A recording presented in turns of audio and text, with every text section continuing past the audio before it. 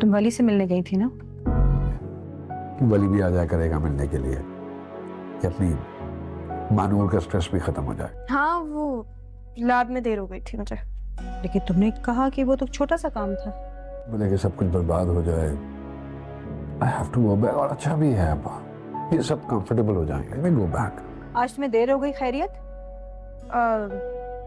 हाँ, वो मेरी टीचर बिजी थी और मेरी ग्रेज एनाटॉमी भी घर पे रह गई थी। मेरा उसी का असाइनमेंट है, मैं वो करने जाऊंगा। आनिया का भी स्ट्रेस खत्म हो जाएगा, गिल्ट खत्म हो जाएगा।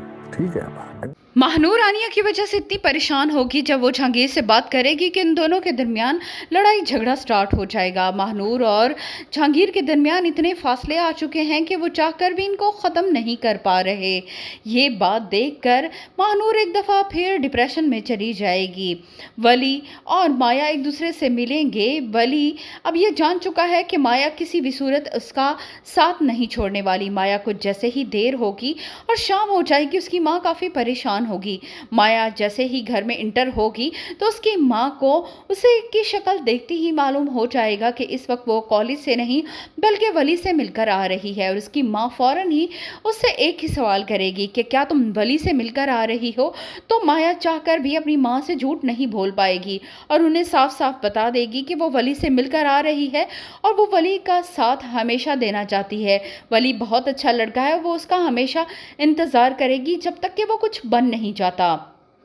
जहांगीर अब फैसला कर चुका है कि उसे अपने ख़ानदान समेत वापस चले जाना चाहिए। यहाँ आकर न सिर्फ उसकी बीवी डिस्टर्ब हो चुकी है बल्कि उसके बच्चे भी जिस तरह से डिस्टर्ब हुए हैं, और वली तो घर छोड़कर ही चला गया है।